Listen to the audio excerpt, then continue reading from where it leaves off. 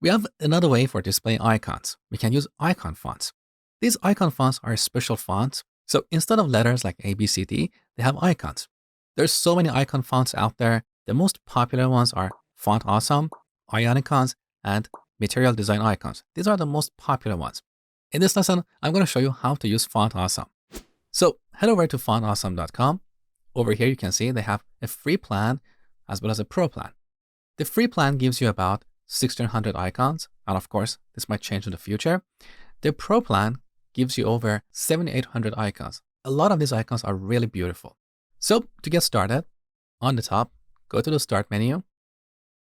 Here you need to enter your email to create a kit on their website. So earlier, I created a kit before this demo. Here's my kit. So this is the name that is generated for this kit. We can always change it to something more meaningful that reflects the project name. Now here we can change the settings for this kit. So I'm using the free package. In the future, if you want to upgrade to the pro package, all we have to do is to come here, change this to pro, and save the changes. And of course, we have to pay. We can also change the technology behind this. So we can use a web font or SVG. Web font is easier for most people, but if you want more control over the icons, you can use SVG. You can also specify your domains. By default, the link that is generated for this kit can be used on any website, but you might want to upload your own logo or your own icons to be included in this kit. Then you might want to come here and apply a limit. So you can say this kit can only be used on this particular domain. Okay. So these are some of the settings we can set here. Now to use this kit, on the top, we go to how to use. First, we have to add this script element in the head section of our HTML code. So let's copy this line. Now, back to our markup. Here in the head section, we can add the script element. Now, back to this page. Once we add the script element, then we can choose one or more icons. So here you can see some of these icons. You can also search for them. For example, let's search for user. As you can see, they have over 500 user icons. The ones that are grayed out are part of the pro package. So in this lesson, we're only going to look at the free icons. We can always filter them. So they have 100 free icons for users. I'm going to use this icon. So on this page, you can see how this icon looks in the solid style. They also have the regular style where the icon is kind of empty, but this is only available on the pro package. They also have light version and duotone, which gives you an icon with two different colors. So we're going to go with the solid version. Now, to use this icon, all we have to do is to add this line of code in our HTML markup. So I'm going to copy this. Now, here in the body element, let's paste the code.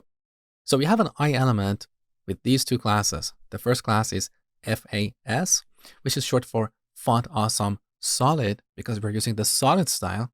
The second class is FA, which is short for Font Awesome, followed by the name of the icon. So if you save the changes, we get this user icon.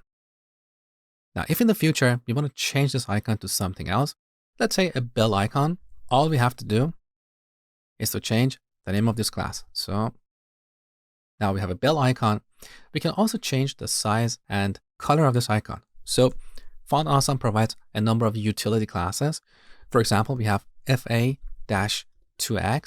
This will make this icon twice relative to the font size of its parent. So now it's twice bigger.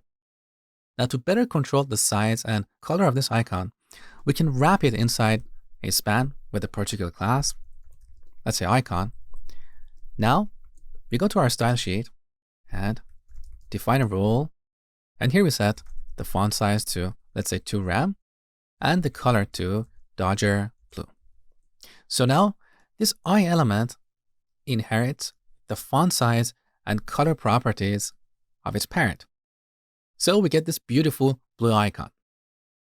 Now earlier I told you that the I element in HTML is deprecated because in the past we used this for making text italic.